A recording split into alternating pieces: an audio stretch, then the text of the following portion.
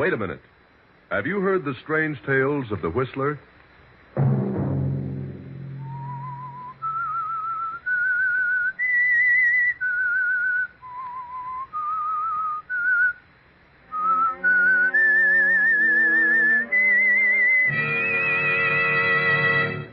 I'm the Whistler.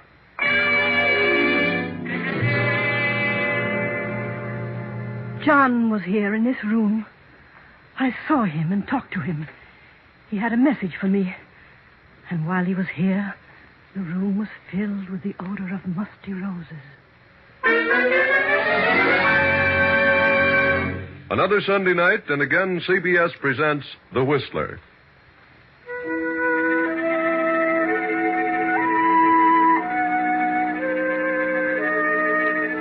I, the Whistler, know many things, for I walk by night. I know many strange tales, many secrets hidden in the hearts of men and women who have stepped into the shadows. And so I tell you tonight the unusual story of Apparition. In the midst of a circle of tall, moaning pines spreads an old mansion. On the second floor, a low light burns in a large bedroom. The bedroom of Elizabeth Kemper, the elderly mistress of the mansion. Mrs. Kemper's husband, John, died suddenly a year ago and left his entire estate to his wife, Elizabeth. Shortly after John's death, Elizabeth brought her husband's sister, Bertha, and Bertha's daughter, Celia, to live with her. Since John's death, Elizabeth's health has gradually failed and she has taken to her bed. In the meantime, Elizabeth's only sister, Mary, has come to live in the great house, and Mary's son, Herbert. Now, long past midnight, Elizabeth tosses in her bed and mumbles. John, what is it? What do you want? Why don't you say it? Suddenly, Elizabeth's door bursts open, and Bertha moves into the room and stands beside the bed. Elizabeth? Elizabeth? Huh? Elizabeth. It's Bertha. Oh, Bertha. Oh, yes, Bertha. Why did you scream? Scream? Did I scream? Yes. Just as I came in the room. You must have frightened me. Were you dreaming? No, I don't think so. But I don't know. I thought John was here. John? You thought John was here? Yes. Standing there beside the bed. Elizabeth, I saw him, too. Just a moment ago. What? In my room. Oh, but that's nonsense. Why should he always appear to you? I'm his sister. Yes. Yes, of course. John was trying to tell me something. Something about you. What? He was trying to tell me that you should listen to him. Listen to him? Something about the property. What about the property? He says he made a mistake. Mistake? He says he wasn't killed accidentally. He did it deliberately. He committed suicide. Suicide? Why should he have done that? He hasn't explained that. But he says now he knows the truth about everything. He knows that his reason for hating me and cutting me off in his will was unfounded, and he's sorry. He's been trying to reach you, but you aren't receptive. You claim you've seen John every night since the day he died. I have, Elizabeth. I swear I have. I've seen him many times in my dreams. But why doesn't he tell me what he wants? Some night, Elizabeth, John will reach you in your waking moments. Then you'll believe me. But I can't understand it. He didn't like you, and he told me so. Why should he change now? Perhaps it would be best if Celia and I left you. Why should you want to leave all of a sudden? You have your own sister and her son, Herbert. You won't be alone. If I only knew what John was trying to say to me. I've told you what he's been saying to me. Mother, is anything wrong? We heard someone scream. At least I thought I did. No, nothing's wrong. Go back to bed. Elizabeth, what is it? What's what, Mary? Oh, dear me, I heard someone scream. What was it? Oh, you're all right, Elizabeth. Yes, Mary, I had a nightmare, that's all. Oh, well, I was worried. Better go back to bed, all of you. I'll be all right. Yes, come along, everybody. I'll see you in the morning. Good night.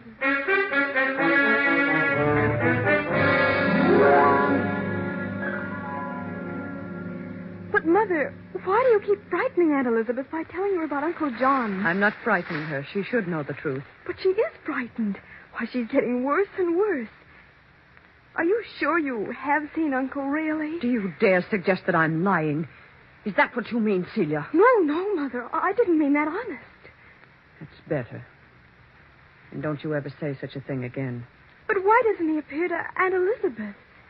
She only dreams about him. That's something that can't be answered. There are those who are gifted with the powers to see those who have departed. See them and talk with them. I'm one of those so gifted. Do you understand? Yes, Mother. John is trying to get a message to Elizabeth about me. And because he finds it difficult to reach her, he's chosen me as the medium. What is the message? He left me nothing in his will because he hated me and thought I hated him. But you did. I did not. It was his imagination. But now he's learned the truth. Now he knows I had nothing but his best interests at heart. He's trying to tell Elizabeth to leave all the estate to me. And he will continue to return to this house until his mission is accomplished. Then his soul can rest in peace. I'm frightened, Mother. I don't want to stay here another day. I can't stand it here. You stay here until I'm ready to leave. Do you hear me? Yes, Mother. I hear. Now stop this nonsense and go to bed. Yes, Mother. I'm sorry. You'd better be.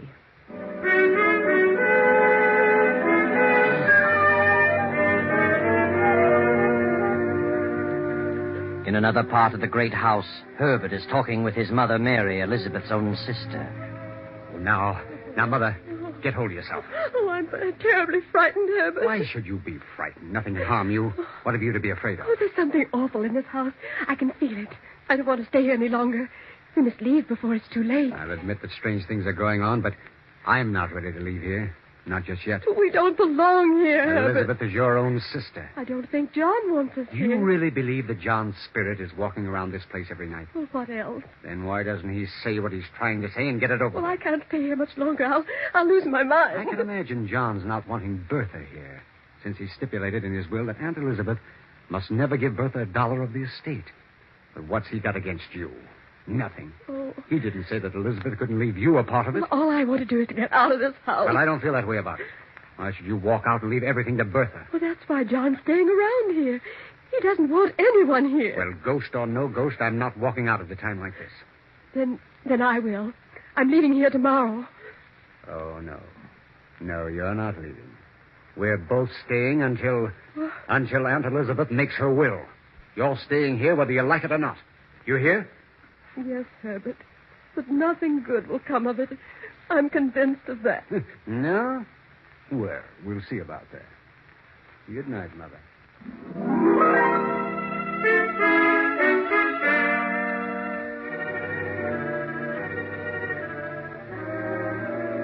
An hour later, Mary has finally dropped off to sleep.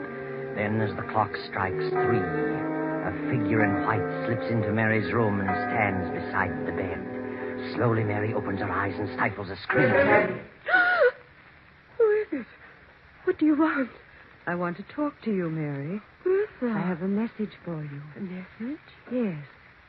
John is here, standing beside me.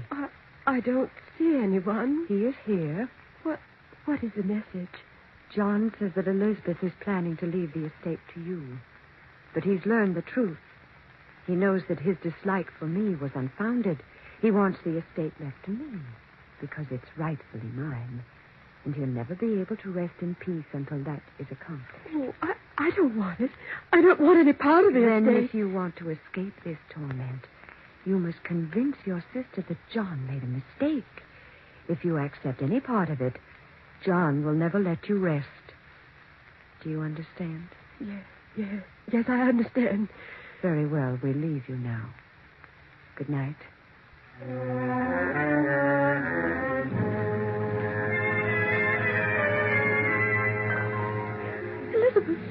Elizabeth, wake up. Oh, what? Wake up. Oh, Mary, what's wrong?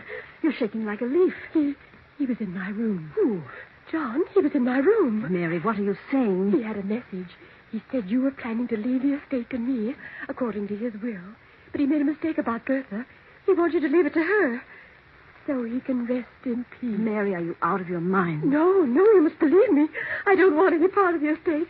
Oh, please promise me. Leave it to Bertha and have done with it. I refuse to accept it. Get control of yourself, Mary. I'm leaving here in the morning. I'm frightened.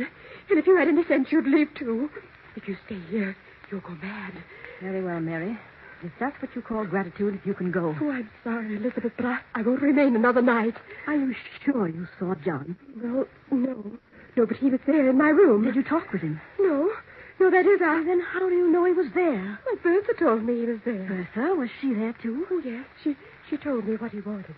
He said he couldn't reach you. Oh, why should John appear to everyone but me? Oh, I don't know. But I know he was there. I could sense it. I tell you, there was someone in the room with Bertha. It must have been John. Oh, let Bertha have the estate or something terrible will happen to all of us. Oh, please, Elizabeth. Go to bed, Mary. We'll talk about it tomorrow. Yes, Elizabeth.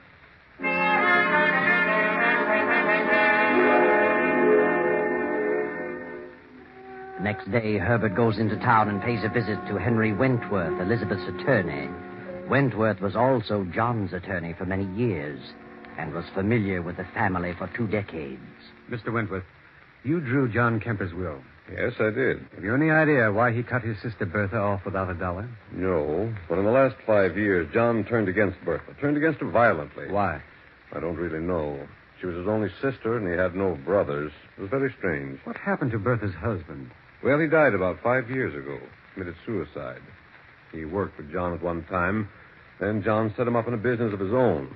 But he went to the wall, and the crash at 29 lost every penny.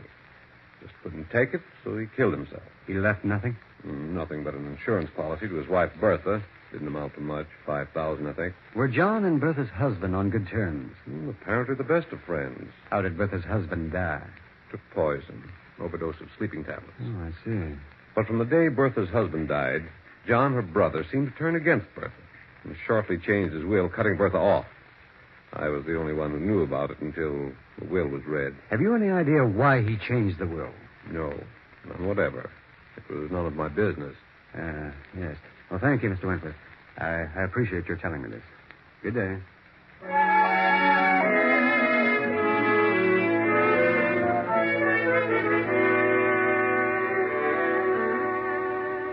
Then Herbert pays another visit, a visit to Dr. Martin, formerly John Kemper's physician. Dr. Martin is at first reluctant to talk, but finally answers a few questions. Doctor, you were John Kemper's physician for many years? Yes, that's right. Uh-huh. Was there anything wrong with him? You mean, was he unbalanced? No. Did he have any severe ailments? Well, no. No, the last year or so he seemed to have changed considerably, though. Became a bit morose. Anything wrong with his heart? Well, yes and no. Yes and no? Well, he began to suffer from severe headaches. Took to using a lot of aspirin. Of course, too much of anything's bad. He was killed in a car wreck.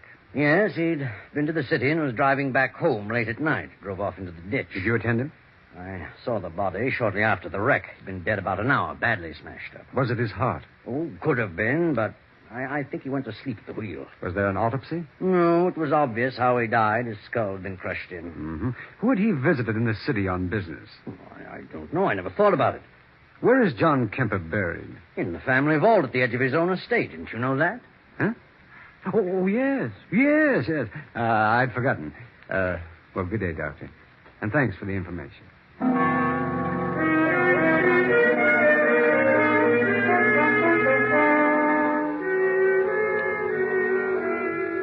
Then later that night, the household prepares to settle down to sleep. One by one, the lights go out in the various rooms. And now only that in Elizabeth's room remains. Will there be anything else, ma'am? No, Higgins. That'll be all. Has everyone gone to bed? Oh, yes, ma'am. They've all retired. Is the milk warm enough? Yes. Good night, Higgins. Good night, ma'am. I hope you rest well tonight. Thank you, Higgins. The moon bathes the estate in its eerie glow. The big clock strikes off the hour. Then, in the distance, there is the howl of a dog. A mournful howl of impending doom. John's dog crying in its loneliness. Across the lawn from the family vault walks a haggard figure in the moonlight. A figure with long white hair walking toward the house. Then a few moments later, the weird figure appears in Mary's room, stands in the shadows, and points at Mary. What do you want? Who are you? I am John. John? Oh, good heavens. I've come back to talk to you. You must hear me. I hear you. I made a great mistake in life. I hated my sister, but I know all things now. Bertha's a good woman. I'm doomed to walk this place without rest until I've made amends. Do you understand? Yes. Yes, I understand. If Elizabeth refuses to listen to my pleas and leaves this estate to you, you will never rest a moment under this roof. For I can never leave. It rightfully belongs to Bertha, and to her it must go. No, I don't want it. I don't want any part of it. I won't stay here. I promise. Just let me alone. I will, if you and your son leave here at once. We will. We will. Where are you? John? Are you here? John? Mary gasps and suddenly falls back on her pillow. Poor Mary has fainted dead away. From the darkened stairway, the great clock chimes out the hour. 3 o'clock. Elizabeth, eyes closed but still awake, senses a presence and slowly opens her eyes. Standing close beside her is the white-haired figure, its face hidden in the shadows. No, Elizabeth. Don't turn on the light. Who is it? You wouldn't want to see me. I've been out there too long. John. At last I've reached through to you. Oh, I must be dreaming again. No, not this time. Why are you whispering, John? I'm not whispering, Elizabeth. Can't you hear me? Yes, I can hear you. What is that odor? Odor? Yes, a strange odor. Like the smell of flowers. A musty odor of roses. Why, I've just come from the vault, John! Elizabeth. John, what is it? What do you want? You're going to make your will tomorrow. Yes. Only you can right the wrong I've done. Wrong? My father left this estate to me with the understanding that I should leave it to Bertha. Yes, I know. I suspected her of wrongdoing and cut her off, and instructed you to do so. Yes. But now I know that I was wrong. You must leave the estate to her. You must right my wrongs so that I can go on to my rest. Yes, John. If you fail to do this, I shall be doomed to walk this place throughout eternity. And all those who come here shall not know a moment's peace. Yes, I understand, John. If you fail me, you too shall suffer my torment with me forever. Yes, I'll do it. I'll do as you say, only... John... Your heart, Elizabeth? Yes, You haven't much time, Elizabeth. You'll be joining me soon. I know. John, where are you? I promise, John. I promise. Elizabeth clutches at her heart, gasping for breath. A few moments pass, and she revives sufficiently to reach for the stimulant on the nightstand. She pours a dose, and as she swallows it, she glances out the window over the moonlit grounds. Across the lawn moves the white-haired figure, gliding toward the family vault at the edge of the estate. John! Elizabeth drops the glass and falls to the floor. A few seconds later, Bertha hurries into the room. Elizabeth. Mary. Herbert. What happened, Mother? Hurry. Good heavens. Is she all right? Elizabeth? Oh. She's dead. Who screamed? Must have been Elizabeth. Had another attack. Why, she's still breathing. Put her on the bed. There's the medicine. I'll get another glass. You stay here, Mary. I'll get the glass from the bathroom. What do you suppose happened to her? Maybe it was... Was what? I don't know. What's wrong with you, Mother? You're white as a sheet. Oh, am I? What are you trying to say? Well, I saw it, too. Saw what? What did you see? Well, I saw him. John. He was in my room a while ago. I talked to him. You talked to him? Yes, and He talked to me. I heard him and I saw him. What did he say? Stop whimpering and tell us. He said... Mother, stop it, stop it. Oh, I won't stay. I won't. Come back here. Grab her, Celia. Elizabeth's coming, too. Aunt Elizabeth. Aunt Elizabeth. Oh, Herbert, You're all right now. Just take it easy. Yes. Yes, I'm all right. What's wrong with Mary? She says she saw John and talked to him. What? I think she's imagining things. No. She isn't imagining things. I know. I saw him, too. He was here. He talked to me. Oh, now, look, Aunt Elizabeth. The whole thing is... No. He was here. It was no dream. I saw him walk through the garden toward the vault. When? It can't be very long ago. There was a strange, sickly odor in the room all the while he was here. It smelled like musty roses. Be quiet, Mother. Now maybe you believe what I've been telling you. What did he say? It was about his will and my will. And he talked about Bertha. About me? Yes. He said he was wrong about you. Wants to make things right through me. He knew I intended to make my will tomorrow. And he told me just what to do. Yes, that's what he said to me, too. You? Yes. Why, this is the strangest thing I've ever encountered. Why should he talk to you? Well, he did, I tell you. And Elizabeth must do what he wants.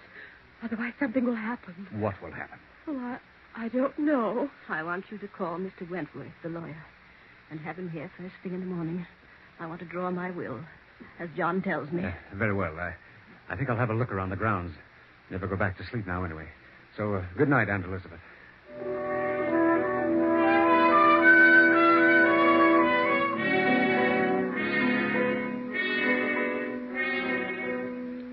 Herbert wanders about the grounds for a while and finally goes to Higgins, the butler, and after some persuasion obtains the keys to the family vault.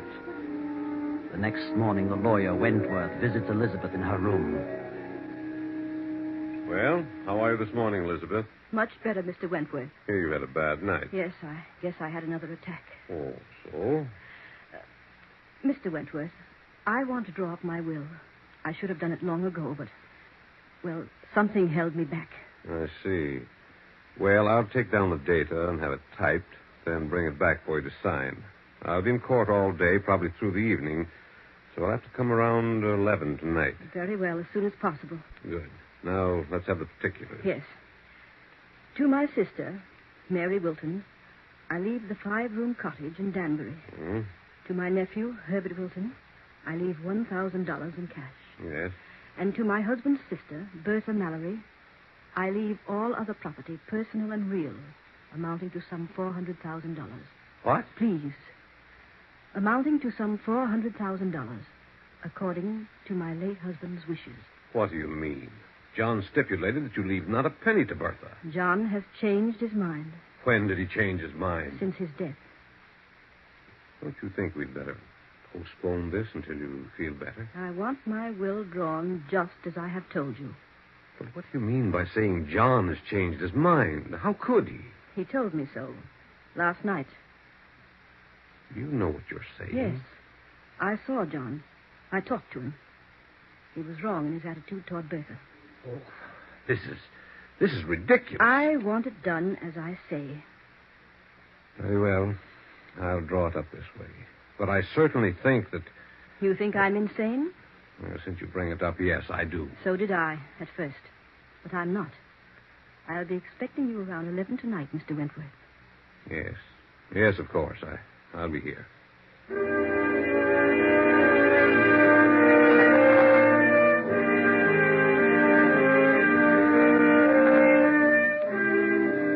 Now it is shortly after 11 the same night. The lawyer has returned with the will, and Elizabeth has called her 3 relatives to her room. Very well, Mr. Wentworth.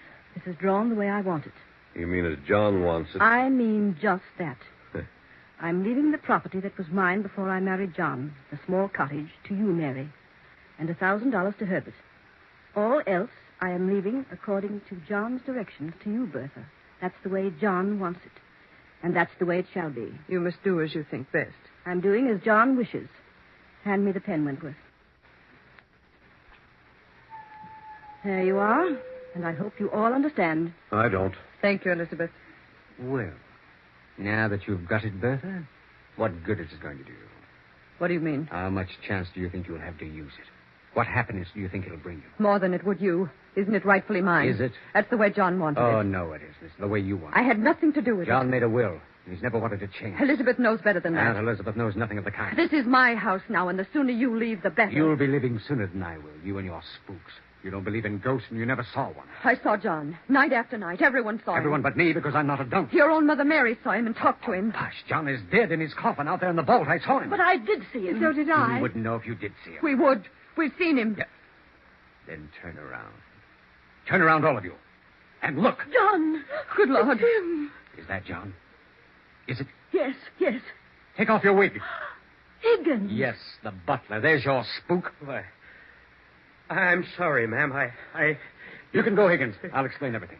Yes. Bertha hired Higgins to impersonate John. That's a lie. Higgins would never have done it if he'd known about the murders. I trapped him into it. He confessed everything. Murders. What do you mean? I got wise to the whole thing. I investigated the whole story about Bertha's husband and John's accidental death. They were both murdered. You're lying. I had the bodies exhumed and examined. They both died of an overdose of sleeping tablets. The very same purchased by Bertha at a certain drugstore. He's crazy. He's crazy. I tell you, She don't put listen. the tablets in her husband's aspirin bottle. She was the one John visited. That night he had the wreck. She must have drugged him. That's why he went to sleep at the wheel. I didn't. She killed her husband for his insurance. And John cut her off in his will because he suspected that she killed her husband. It's a lie, I tell you. John never wanted his will changed. I have proof of the whole thing, and the police are waiting outside now. You haven't a chance, Bertha. You're guilty. The police. Oh. What No, good no. will all this do you? Where is your fortune now? They'll hang you. Oh, yes. Yes, I did. I did it. I don't know why, but I did it. I gave him the tablet. Did Higgins know that? No. No, he didn't know. Oh. Bertha, she's fainted. Mother. No, she hasn't fainted. Well, what's wrong with her? She's dead. Oh, Mother. Mother. Hand me that will, Mr. Wentworth. I'll want to draw up a new one in the morning.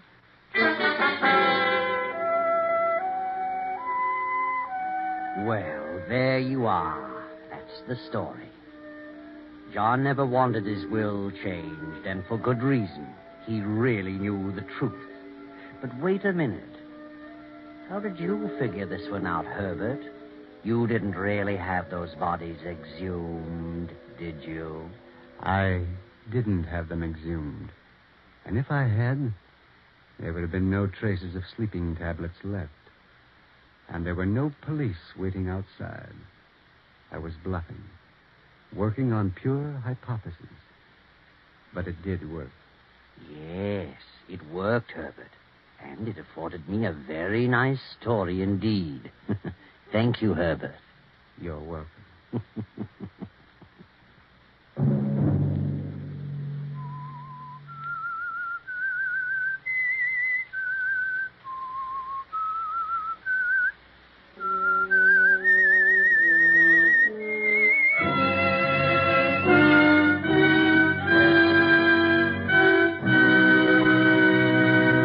CBS has presented The Whistler.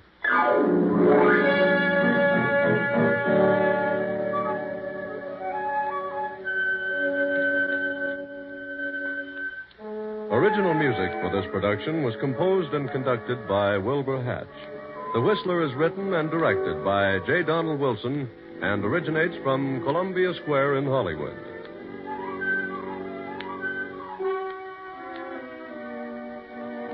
Next week, same time. I, the Whistler, will return to tell you another weird tale. Good night.